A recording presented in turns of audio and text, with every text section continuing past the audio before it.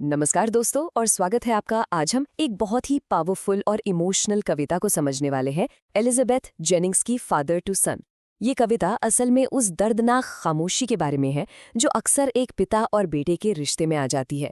एक ऐसी दीवार, एक कम्युनिकेशन गैप जो पीढ़ियों को ही अलग कर देता है।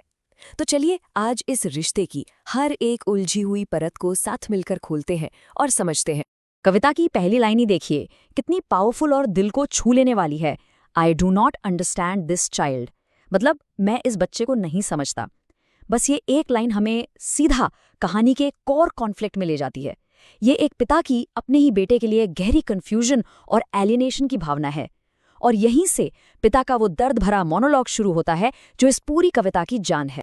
तो हमारा पहला सेक्शन है, मेरे ही घर में एक अजनबी। यहाँ हम देखेंगे कि कैसे एक पिता अपने ही घर में अपने ही बेटे के साथ रहते हुए एक अजनबी जैसा महसूस करने लगता है। आखिर ये एहसास आता कहाँ से है? चलिए पता करते हैं। जरा इस बात की आयरनी को महसूस कीजिए। पिता कहता है, हालांकि हम सालों से एक ही घर में साथ रह रहे हैं, पर मैं उसके बारे में कुछ नहीं जानता। सोचिए, फिजिकल क्लोजनेस तो है, एक ही छत के नीचे हैं, पर इमोशनल डिस्टेंस मीलों का है। सालों साथ रहकर भी वो एक दूसरे के मन की दुनिया से पूरी तरह अनजान है। कितनी तकलीफदेह बात है ये। तो सवाल ये उठता है कि ये चुप्पी, ये दूरी आखिर आई कहाँ से? हमारे अगले सेक्शन खामोशी की जड़ें में हम पिता की उस कोशिश को देखेंगे जहां वो इस सन्नाटे की वजह ढूंढने की कोशिश कर रहा है, और साथ ही ये भी समझने की कोशिश कर रहा है कि इस रिश्ते को यहां तक लाने में उसकी खुद की क्या गलती रही।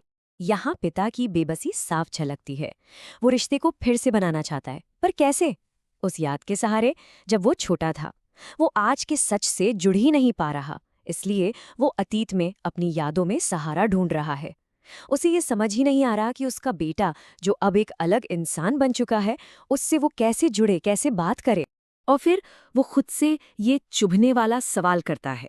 यहाँ द सीड या बीज का मतलब सिर्फ उसका बेटा नहीं, बल्कि वो सारी परवरिश, वो सारे संस्कार हैं जो उसने दिए। और द लैंड या जमीन, वो बेटे की अपनी पहचान है, उसकी अपनी दुनिया, जिस पर अब पिता का कोई हक नहीं।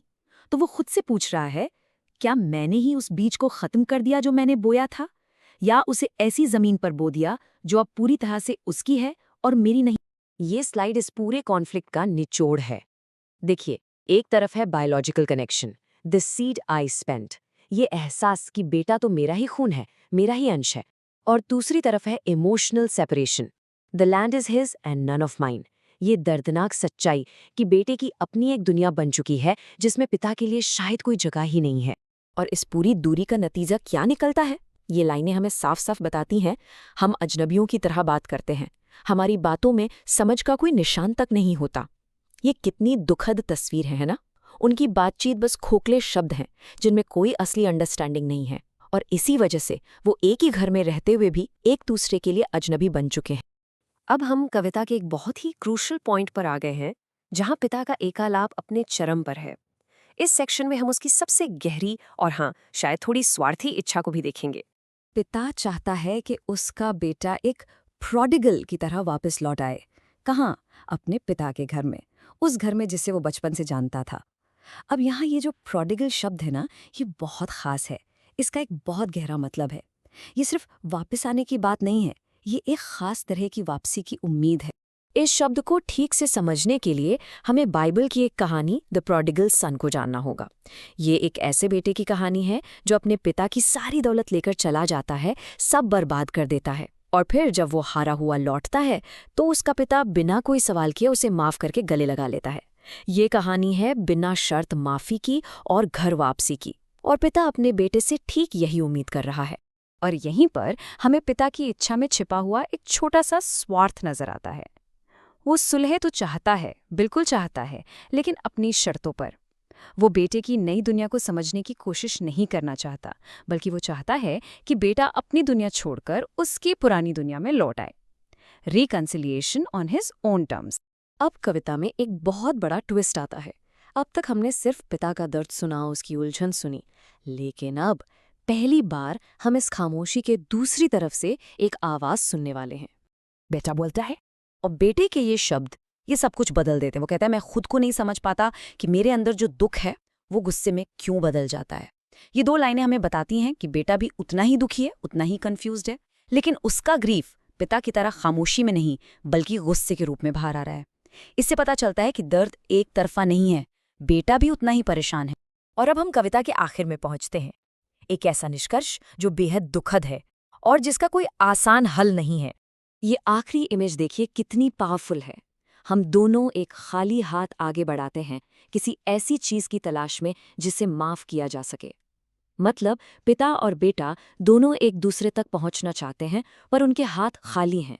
ये इस बात का सिंबल है कि उनके पास वो शब्द ही नहीं है, वो समझ ही नहीं है जिससे वो इस दूरी को मिटा सकें। और ये एक कड़वी सच्चाई है। कभी कभी हम माफ करना तो चाहते हैं पर हमें माफ करने की वजह या तरीका नहीं मिलता। तो इस पूरी कविता के की थीम्स क्या हैं? चलिए जल्दी से समराइज करते हैं।